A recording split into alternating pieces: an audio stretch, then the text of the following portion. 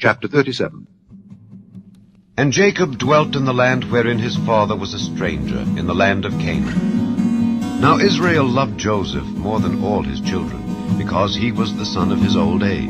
And when his brethren saw that their father loved him more than all his brethren, they hated him, and could not speak peaceably unto him. And Joseph dreamed a dream, and he told it his brethren, and they hated him yet the more. And he said unto them, Hear, I pray you, this dream which I have dreamed. For behold, we were binding sheaves in the field, and lo, my sheaf arose, and also stood upright. And behold, your sheaves stood round about, and made obeisance to my sheaf. And his brethren said to him, Shalt thou indeed reign over us? Or shalt thou indeed have dominion over us? And they hated him yet the more for his dreams and for his words. And he dreamed yet another dream, and told it his brethren, and said, Behold, I have dreamed a dream more. And behold, the sun and the moon and the 11 stars made obeisance to me. And he told it to his father and to his brethren. And his father rebuked him, and said unto him, What is this dream that thou hast dreamed? Shall I and thy mother and thy brethren indeed come to bow down ourselves to thee to the earth?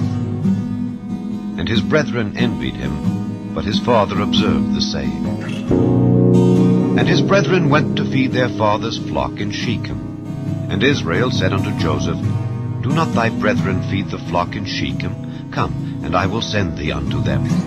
And he said to him, Here am I. And he said to him, Go, I pray thee, see whether it be well with thy brethren, and well with the flocks, and bring me word again. So he sent him out of the vale of Hebron, and he came to Shechem.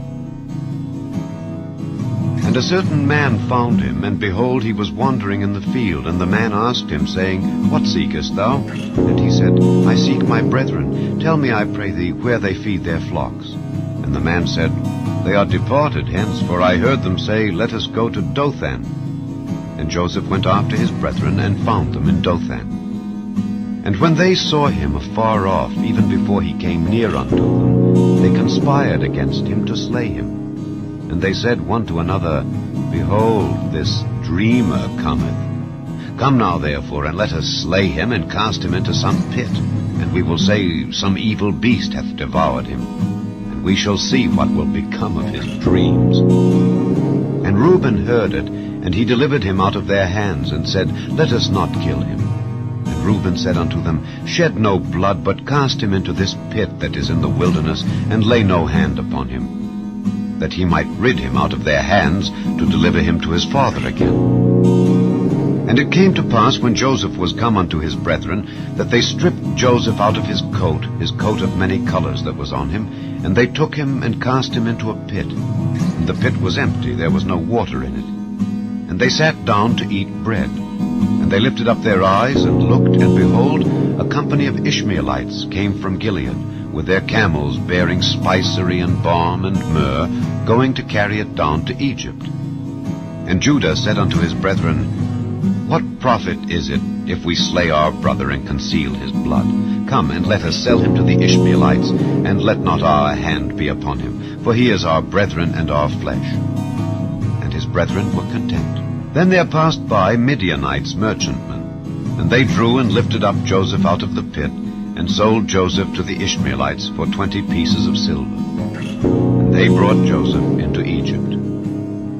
And Reuben returned unto the pit, and behold, Joseph was not in the pit, and he rent his clothes. And he returned unto his brethren, and said, The child is not, and I, whither shall I go? And they took Joseph's coat, and killed a kid of the goats, and dipped the coat in the blood. And they sent the coat of many colors, and they brought it to their father, and said, This have we found. Know now whether it be thy son's coat or no. And he knew it, and said, It is my son's coat. An evil beast hath devoured him. Joseph is without doubt rent in pieces.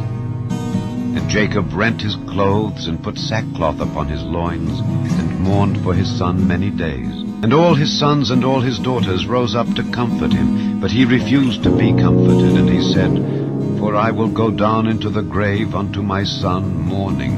Thus his father wept for him.